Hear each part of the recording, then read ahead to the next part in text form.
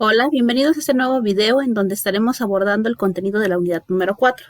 Estaremos revisando lo que es la ética en las instituciones y organizaciones. Y para iniciar, pues vamos a dar una breve introducción. Es importante destacar que la organización y el ingeniero, en este caso que ustedes van a ser ingenieros, comparten responsabilidades éticas, aunque en una forma distinta y desigual. Es decir, una organización tiene ciertas responsabilidades, un ingeniero que trabaja dentro de una organización también tiene responsabilidades éticas.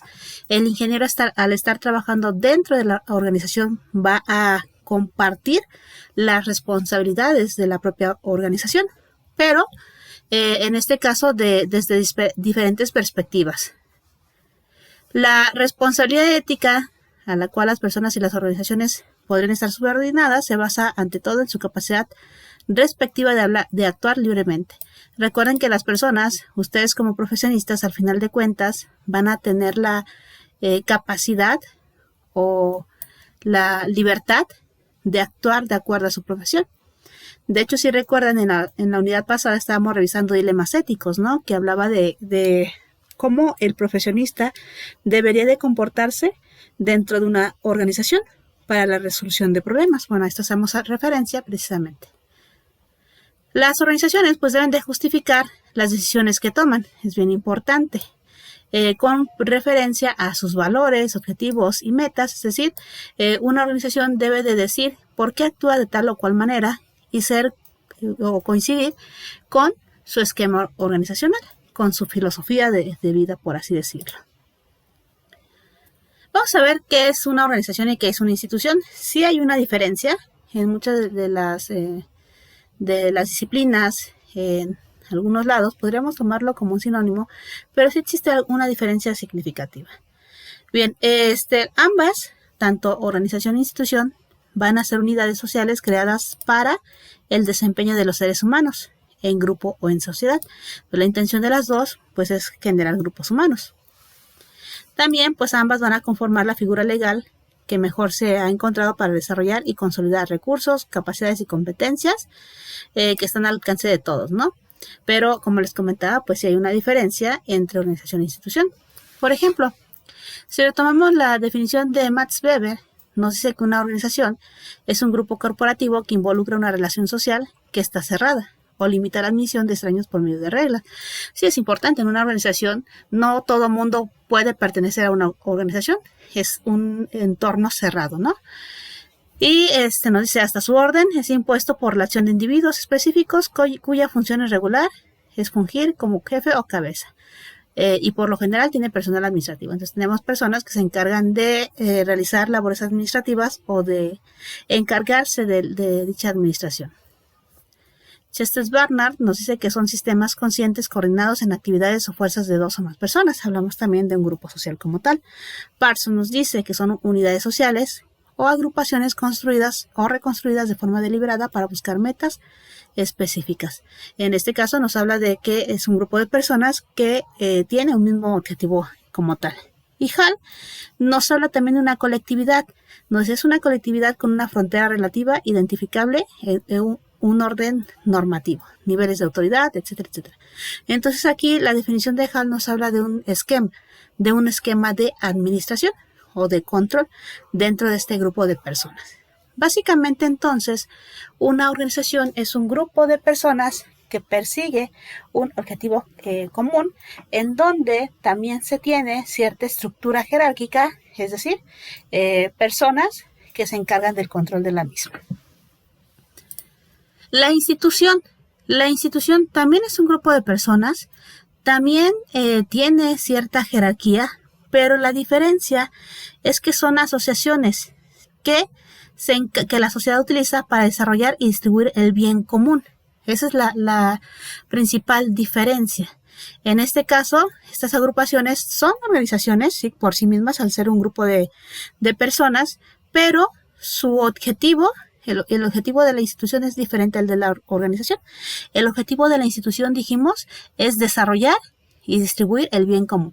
Por ejemplo, una escuela, una biblioteca, un hospital, la jefatura de policía, etcétera, etcétera. Entonces podemos concluir que todas las instituciones son organizaciones. Si todas las instituciones son también un grupo de personas que tienen objetivos, es una cabeza, etcétera, etcétera, pero la intención de la institución es diferente. Por eso no todas las organizaciones son instituciones. Cuando hablamos entonces de la ética dentro de instituciones y organizaciones, estamos hablando de la institucionalización de la ética. La institucionalización de la ética tiene que ver con los mecanismos objetivos mediante los cuales se trata de hacer efectivos los valores o principios éticos de una organización. Es decir, hablamos de institucionalización de la ética haciendo referencia a todo lo que hace una organización o institución para llevar a cabo una práctica con ética. Es importante destacar que la ética individual apela a la conciencia de cada persona, pero recuerden que la ética de las organizaciones o instituciones, al estar conformado por un grupo de individuos, entonces va a apelar a la ética de todo ese grupo de individuos. Conforme las organizaciones actúan, dan forma a su cultura corporativa. También la cultura corporativa es muy importante, ya que entra dentro del aspecto ético. Es decir, la manera en que son percibidas las propias instituciones y todo ello, ¿no? De hecho, la cultura corporativa hoy en día ha retomado mucha importancia en muchas empresas transnacionales, como por ejemplo Google. Hablamos por ejemplo de la cultura corporativa de Google. Una cultura en donde aparentemente estamos hablando de la aplicación ética en todos los sentidos. Y bueno, pues podemos hacer referencia a la ética empresarial, así como la ética de las instituciones y organizaciones. La ética empresarial es una ética como tal y es aplicada. Entonces, la ética empresarial es una rama de la ética que se va a aplicar. ¿A dónde? Precisamente a la empresa. Y esta se puede entender como una reflexión ética sobre el sistema económico, sobre las empresas y las organizaciones, obviamente instituciones, y sobre las actuaciones de los individuos en sus roles profesionales y institucionales. Es decir, la ética empresarial va a regir y regular la conducta y la forma de actuar de organizaciones e instituciones. Pero entonces, ¿cuáles son las razones para que haya ética en las organizaciones o instituciones? Bueno, pues hoy en día sabemos que las circunstancias que tenemos en la actualidad, que tenemos a nivel global, a nivel local, pues presionan a las empresas para que adopten respuestas globales y proactivas. Y hoy en día, pues desde todos los lugares, desde fuera y dentro, se presiona a las organizaciones porque ellas tienen una gran influencia en la vida de mucha gente y una gran capacidad de poder efectiva en un mundo globalizado. ¿Qué quiere decir esto? Bueno, que ya en cualquier parte del mundo se pretende precisamente que las organizaciones e instituciones tomen responsabilidad de sus acciones. E incluso cuando no estemos cerca de nosotros de una empresa, podemos demandar cierto cumplimiento ético, ¿no? Por ejemplo, manifestaciones que hacen partes del mundo, no sé, por ejemplo en México, para ayudar a luchar en contra de la contaminación ambiental, ¿no? En cualquier parte del mundo, gracias al uso de las tecnologías de la información y la comunicación. Entonces, gracias a estas tecnologías, pues ahora les podemos les podemos responsabilizar a las empresas acerca de sus acciones y también para que adopten un enfoque ético.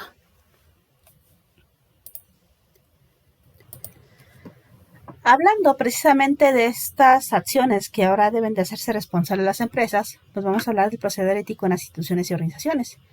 Y sí, una organización o una institución muchas de las veces se enfrenta a un dilema entre elegir el interés individual y el interés de la comunidad.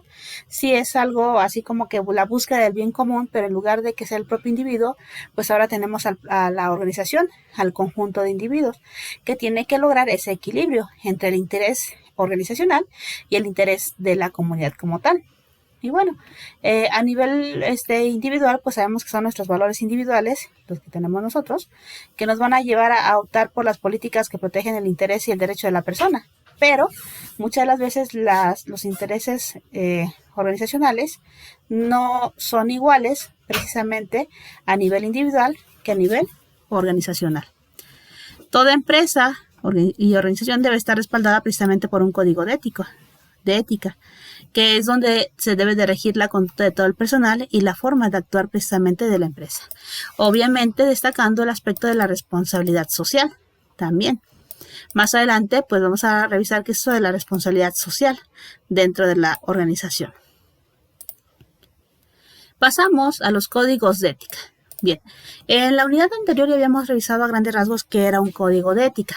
Resumiendo, pues un código de ética va a ser una declaración formal de los principales valores y normas éticas que una organización espera que se adhieran sus empleados, todo en relación con aspectos éticos o sociales. Aquí vamos a hacer énfasis en la organización, no en un código de ética profesional, sino más bien en el código de ética de una organización, es decir, lo que debe de hacer todo individuo perteneciente a la institución u organización. Los códigos de ética, pues principalmente tienen el propósito de guiar el comportamiento de los integrantes de la organización y también de las personas con las que interactuamos dentro de la misma organización. ¿Cuál es la intención? Bueno, pues evitar la corrupción y las conductas indebidas y mantener precisamente una buena imagen y reputación. Hoy en día la reputación de las empresas pues es muy importante, ya que si tenemos una empresa con una mala reputación, eso repercute en las ganancias económicas que podría tener esa institución u esa organización. Es importante entonces la adopción de un código de ética y este debe estar fundado en razones como tal, y incluso hasta tenemos que ver la cuestión filosófica de la empresa, ¿no? Bien, entonces un código de ética, algo importante, el código de ética no pertenece al sistema legal. Un código de ética de una institución o una organización no tiene un castigo penal como tal. El propio código no puede castigar. Ya habría que revisar las otras leyes que sí nos permiten hacer el castigo. Pero bueno, al final de cuentas los códigos de ética nos establecen deberes y prohibiciones de tipo personal, es decir, que los empleados o los miembros de una organización deben de adoptar. Y definen los comportamientos adecuados, las conductas que son válidas dentro de la misma organización. ¿Qué características tiene un código de ética de una organización o institución? Bueno, en primer lugar, regula la conducta por las normas, controla las relaciones con el público en general, realza la responsabilidad de los trabajadores, promueve la honestidad para la resolución de problemas, mejora las relaciones laborales, desarrolla a los individuos por medio de la capacitación y genera un compromiso con la sociedad. Son las principales características. Cuando ustedes realicen su código de ética, revisen que contenga todo esto. Y bueno, ya en la asesoría estaremos por ahí revisando algunos casos concretos del proceder ético en instituciones y organizaciones. Es decir, vamos a revisar ejemplos de código de ética para ver cómo actúan las empresas en determinada situación. Y hasta aquí entonces vamos a dejar el tema por el día de hoy.